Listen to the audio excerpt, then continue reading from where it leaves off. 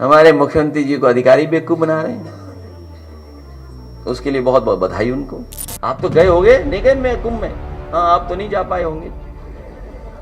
उसका कारण दूसरा है, लोग दर्शन करने गए, श्रद्धालु जो पहुंचे मंदिरों में, जान चली गई, धक्का मुक्की।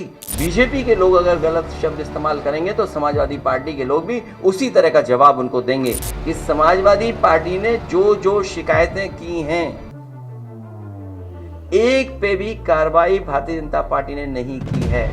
कितनी बड़ी घटना हो गई, आज भी सूची नहीं है, आज भी नाम नहीं है। जो लोग खोए हैं उनकी भी जानकारी नहीं है। ये लोग रहेंगे तो देश बर्बाद हो जाएगा। समाजवादी पार्टी के राष्ट्रीय अध्यक्ष अखिलेश यादव ने आज प्रदेश कार्यालय पर प्रेस वार्ता की। इस दौरान उन्होंने तमाम मुद्दों पर बातचीत की। उन्होंने महाकुंभ को लेकर सरकार पर कई बड़े आरोप लगाए। उन्होंने कहा डिजिटल महाकुंभ प्रदेश सरकार कर रही है, लेकिन डिजिट जो है वो छुपाने काम करे। वहीं उन्होंने मिल्कीपुर को लेकर भी कहा कि मिल्कीपुर में चुनाव जो है वो छीना गया है, वो जीता नहीं गया। ये कहीं ना कहीं भारतीय जनता पार्टी की तरफ से जो है मशीनरी लड़ रही है। उन्होंने कई बड़ी बात कही। उन्होंने कहा कि इस समय जो पुलिस है उसे जैसे हम टोपी लगाते हैं, समाजवादी पार्टी के लोग टोपी लगाते हैं, ऐसे ही भारतीय जनता पार्टी के भी लोग जो हैं वो टोपी लगाते हैं। अब उत्तर प्रदेश पुलिस के लोगों को भी टोपी लगा करके थाने में बैठना चाहिए और उस पर कार्रवाई करनी चाहिए उसी का, ताकि ये पता चल सके कि आप लोग भारतीय जनता पार्टी के लिए काम कर रहे हैं। वहीं महाकुंभ को लेकर भी अखिलेश यादव ने जमकर भारतीय जनता पार्टी की सरकार को घेरा। सुनिए अखिलेश यादव ने क्या कुछ कहा। अब इसमें क्योंकि हम लोग बहुत ज़्यादा गालिब को नहीं पढ़ते हैं, गालिब को पढ़ने लगेंगे तो किसी और रास्ते पे चले जाएंगे।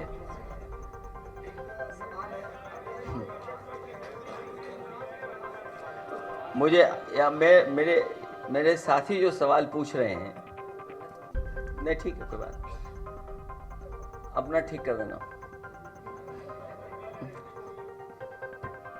देखिए, कल रात से ही मुझे जानकारी मिली कि आपके सोशल मीडिया जो नहीं चला रहा है आजकल, उससे काम छीन लिया था उसी समय जब मैं खुद गया था। उसके बाद उसे नई जिम्मेदारी दी गई थी। नई जिम्मेदारी ये दी गई कि वो राष्ट्रीय अध्यक्ष बनाए गए व्यापार सभा के, मनीष जग्न अग्रवाल, और पार्टी की तरफ से जो नाकामी है सरकार की और जो व्यापारियों के सामने संकट और परेशानी है उसको उजागर करें। तो अगर उनका पेज आप देखोगे तो वो व्यापारियों को लेकर के ही अपनी बात रख रहे हैं कि कहां व्यापारियों के साथ ये सरकार भेदभाव कर रही है, कहां व्यापारियों को ये बुला रहे हैं इन्वेस्टमेंट के लिए और उनका कोई सम्मान नहीं हो रहा है। जीएसटी को लेकर के व्यापारी चिंतित है। जब तक वो जीएसटी को समझ पाता है व्यापारी, तब तक सरकार उस जीएसटी को लेने का तरीका बदल देती है। और जीएसटी की वजह से और सरकार की मुनाफाखोरी की वजह से और सरकार के जो इलेक्टोरल बॉन्ड की वजह से हमें और आपको महंगाई का सामना करना पड़ रहा है। अगर आप तीनों चीजों का हिसाब किताब लगाएंगे, जीएसटी जिस तरीके से लागू हो रही है, दूसरा जो उनकी मुनाफाखोरी पॉलिसी है, तीसरा इलेक्टोरल बॉन्ड, इन तीनों चीजों का अगर आप हिसाब किताब लगाओगे तो आप पाएंगे इसी की वजह से महंगाई बढ़ रही है। इन सवालों को लगातार राष्ट्रीय अध्यक्ष व्यापार सभा के उठा रहे थे, लेकिन पता नहीं सरकार को क्या परेशानी है हमारे समाजवादी मीडिया सेल से। और ये पहली बार नहीं हुआ है, पिछली बार भी हुआ था जब हम लोगों को जाना पड़ा था पुलिस भवन में। ये बीजेपी के लोग पूरी पुलिस को बीजेपी का बना दिया है। मैं तो पुलिस से कहूंगा कि तुम वर्दी छोड़ो, वर्दी छोड़ो। समाजवादियों की जो कभी कभी टोपी के बारे में बुला भरा कहते थे, बीजेपी के लोग भी टोपी पहनने लगे। तो वो टोपी लगा करके आप थाने में बैठिए। कमिश्नर वाली प्रणाली का सबसे बड़ा फेलियर आपने अगर कहीं देखा है तो प्रयागराज में देखा है। क्या ये देश और दुनिया में जो बदनामी हुई उत्तर प्रदेश की, क्या भूल सकता है कोई? दुनिया का रिकॉर्ड बनाया है 300 किलोमीटर का जाम। उत्तर प्रदेश और मध्य प्रदेश के मुख्यमंत्री लगे थे जाम खुलवाने के लिए। लोग दर्शन करने गए, श्रद्धालु जो पहुंचे मंदिरों में, जान चली गई, धक्का मुक्की। कितनी परेशानी हुई है महिलाओं को, बच्चों को जो गए साथ। कहीं वॉशरूम नहीं थे, कहीं पीने की जगह नहीं थी, कहीं खाने पीने का इंतजाम नहीं था। ये वो लोग हैं जो कह रहे हैं कि हम विकसित भारत का सपना देख रहे हैं। इस आयोजन ने इनके विकसित भारत की और जो इंफ्रास्ट्रक्चर तैयार कर रहे थे उसकी पोल खोल दी है, और जो पोल खोलने से डर रहे हैं वही मीडिया सेल पे अटैक कर रहे हैं। और जिस समय पुलिस भवन में हम लोग गए थे एक बहुत सीनियर वरिष्ठ अधिकारी से, क्योंकि वरिष्ठ अधिकारी लगातार सरकार से संपर्क में था, समझौता यह किया था कि भारतीय जनता पार्टी के लोग, भारतीय जनता पार्टी की troll team, Bharatiya Janata party के जो मीडिया सेल देखते हैं, जो फाइनेंशियली उनको सपोर्ट पहुंचाते हैं, लाखों रुपया उनको मिलता है प्रति महीना, वो गलत भाषा या किसी की छवि नहीं बिगाड़ेंगे। वो अपने में सुधार लाएंगे तो समाजवादी पार्टी के लोग भी अपने अंदर सुधार लाएंगे। बीजेपी के लोग अगर गलत शब्द इस्तेमाल करेंगे तो समाजवादी पार्टी के लोग भी उसी तरह का जवाब उनको देंगे। और समझौता ये हुआ था कि बीजेपी का एक भी आदमी सोशल मीडिया पर व्यवहार खराब नहीं करेगा, और अगर हम सूचना देंगे तो उस पर एफआईआर दर्ज होगी। हम लोगों ने जितनी भी एफआईआर लिखाई हैं, एक पर भी इस सरकार ने कोई कार्रवाई नहीं की है। मैं फिर दोहराता हूं कि समाजवादी पार्टी ने जो जो शिकायतें की हैं, एक पे भी कार्रवाई भारतीय जनता पार्टी ने नहीं की है। और भारतीय जनता पार्टी के पेड लोग लगातार समाजवादी पार्टी के लोग नेताओं के बारे में व्यवहार आवाज दबाना चाहती है। हमारे पत्रकार साथी भी जानते होंगे कि उनको कितनी डांट पड़ती है। एक पत्रकार साथी मुझसे एयरपोर्ट में टकरा गया, बड़े प्रतिष्ठित चैनल है, उसको भी अभी तक डिजिट नहीं पता है, अभी तक डिजिट नहीं पता है। मैंने कह दिया कि सरकार खुद ही डॉक्टर बन जाती है, खुद ही ट्रैफिक के वो बन जाते हैं, सरकार खुद ही जिम्मेदारी ले लेती है सब बातों की। सरकार के मुखिया सुना है, उसको बहुत डांट पड़ी। आप मुझसे बेहतर जानते होंगे कि आपकी परेशानी क्या है,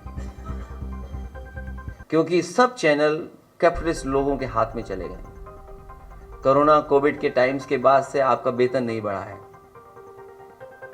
ये परेशानी हम लोग जानते हैं आपकी। अगर आप भी सच दिखाओगे तो आपको भी बहुत परेशानी तकलीफ का सामना करना पड़ेगा। और एक हमारा चैनल साथी लगातार जो सरकार को पता नहीं क्या है, अगर विपक्ष ये जानकारी दे रहा है, ये हमारा पॉजिटिव एटीट्यूड है कि आपके मिसमैनेजमेंट की बात हम बता रहे हैं।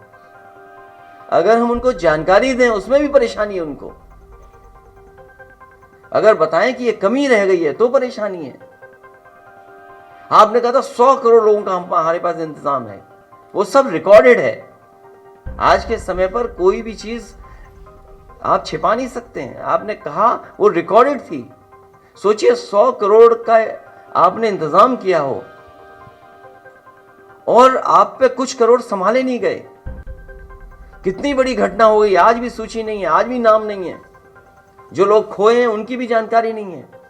चैनल्स में दबाव बनाया जा रहा है कि खबर नहीं चलाएंगे, आप न्यूज नहीं चलाएंगे। ऐसी खोया पाया केंद्र नहीं मिल रहा है लोगों को। सोचिए आप, संत गुरु संत जितने महापुरुष लोग आए थे, ये हमारे धरती के देव हैं जो आए थे कुंभ में। उनसे रौनक बढ़ती है, शोभा बढ़ती है कुंभ की। उनके प्रति क्या व्यवहार है अगर सच बोल दिया किसी ने तो। और जितनी गंदगी, जितना कुछ मिसमैनेजमेंट देखा, शायद ऐसा कुंभ में कभी नहीं हुआ। ये भारतीय जनता पार्टी ये प्रयास कर रही है कि कुंभ भी यही लेकर के आए, कुंभ का आयोजन भी यही कर रहे हैं। पहले कभी कुंभ भी नहीं होता था, सोचिए आप। और 144 साल वाली बात, कोई भी जो साइंटिफिक चीजों को समझता होगा, एस्ट्रोनॉमी की जिसके पास जानकारी होगी, कभी स्वीकार नहीं कर सकता है। वो भी फर्जी कहानी थी इनकी। आज के समय पर तो आप झूठ बोल रहे हैं, आप आज के समय पर धोखा दे रहे हैं। आप अपनी इमेज चमकाने के लिए सोचिए आप। इमेज चमकाने के लिए। दुनिया में वो भी घटना हुई एक साइंटिस्ट के साथ, अगर जान चली गई, किसी धार्मिक संस्था ने जान ले ली, सजा सुना दी, जब उस धार्मिक स्थान को ये पता लगा कि ये साइंटिस्ट सही था, 400 साल बाद माफी मांगी थी। क्या ये सरकार माफी मांगेगी इस बात को लेकर के? क्योंकि हर कुंभ 144 साल बाद होता है। जो नक्षत्र, जो प्लैनेट्स की जो पोजीशनिंग है वो हमेशा सेम होती है, और ना जाने कब से हो रहा है कुंभ, क्योंकि इनके पास मशीनरी, अगर आप कोई बात कहोगे तो इनके पास मशीनरी है, वो इस्तेमाल करते हैं मशीनरी का। हम लोग तो केवल सावधान कर रहे हैं, ये लोग रहेंगे तो देश बर्बाद हो जाएगा। केवल यूपी का बजट नहीं, दिल्ली का भी बजट ऐसे ही निकल गया, मायूसी देकर के चला गया। जब उन्हें पता लगा कि मायूसी आ रही है, इससे कोई जनता को लाभ नहीं पहुंचा, तो सोचिए कौन सा बिल लेके आए, वक्फ का बिल लेके आए, जिससे जनता का ध्यान हटा दें। क्या मिला बजट से? यूपी को क्या मिला सोचिए आप। इस सरकार का भी ये सेकंड लास्ट बजट है, और 40 लाख करोड़ का हिसाब ही नहीं दे रहे हैं, वो वेबसाइट ही बंद है। 40 लाख करोड़ के जो एमओयू कोई देखना चाहे तो वेबसाइट ही बंद है उसकी, कि इन्वेस्टमेंट क्या क्या आया है। हमारे मुख्यमंत्री जी को अधिकारी बेवकूफ बना रहे हैं, उसके लिए बहुत बहुत बधाई उनको। देखिए, आदरणीय आजम खान साहब के साथ और जो कुंभ की बात आपने की है, उस समय जावेद उस्मानी चीफ सेक्रेटरी थे, अहमद हसन साहब हमारे मंत्री थे स्वास्थ्य विभाग के, आदरणीय आजम खान साहब नगर विकास मंत्री थे, और सरकार समाजवादियों की थी। मैं तीनों और उस समय के जितने भी अधिकारी काम करे उन सबको धन्यवाद देता हूँ। और जब अधिकारियों को पोस्ट करने की बात आई तो अधिकारियों को मैंने खुद बुलाया था, और मैंने कहा कि आप संकोच मत करना साधु संतों का सम्मान करने में। साधु संत जो बात कहें उनका स्वीकार करना, और किसी भी तरह अगर आशीर्वाद भी लेना पड़े तो आप लोग आशीर्वाद लेना, उनको सम्मान देना। और उसका परिणाम ये हुआ कि पूरे कुंभ में कहीं किसी साधु संत की कोई शिकायत नहीं रही। जहां आजम खान साहब ने काम किया, वहीं अहमद हसन साहब, कोई साधु संत ऐसा नहीं बचा जिससे व्यक्तिगत ना मिल रहे हों।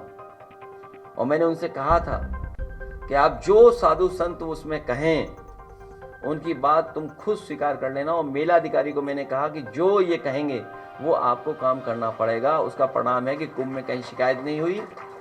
और जावेद उस्मानी का जो एक्सपीरियंस था मैनेजमेंट का, जो टाइम लाइन और टाइम उन्होंने बाउंड की चीज़ों को, उसका परिणाम हुआ कि सब चीज़ें समय से हो गई। इनके तो पुल नहीं बने समय से, कभी पुल ये बंद, कभी पुल वो बंद, कभी सब पुल बंद। ये तो मैनेजमेंट था इनका। सोचिए आप तो गए होंगे, नहीं गए मैं कुंभ में? हाँ, आप तो नहीं जा पाए होंगे, उसका कारण दूसरा है। लेकिन सम्राट हर्षवर्धन के समय पर किसी पे पाबंदी नहीं थी। सम्राट, अब आप सोच लीजिए, फिर उनसे कुंभ करवा रहे हो आप। इसलिए सरकार को दान देना चाहिए अकबर का किला।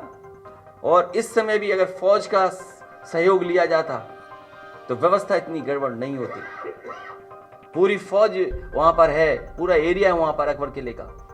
अगर इमरजेंसी में गरीबों को वहां बैठा देते, रुका देते रात भर, तो बहुत सारी मस्जिदों में बहुत सारे मुसलमान भाइयों को मैं धन्यवाद देता हूं कि उन्होंने अपने घर में रुकाया, खाना खिलाया और उनका पूरा इंतजाम किया। आप प्रयागराज में पता कर लीजिए। एक चीज कुंभ में हमने भी सीखी इस बार, वो आपको भी सीखना चाहिए, कपड़े पहन करके स्नान करना। मैं आपका बहुत बहुत धन्यवाद देता हूं। ये सरकार अन्याय कर रही है।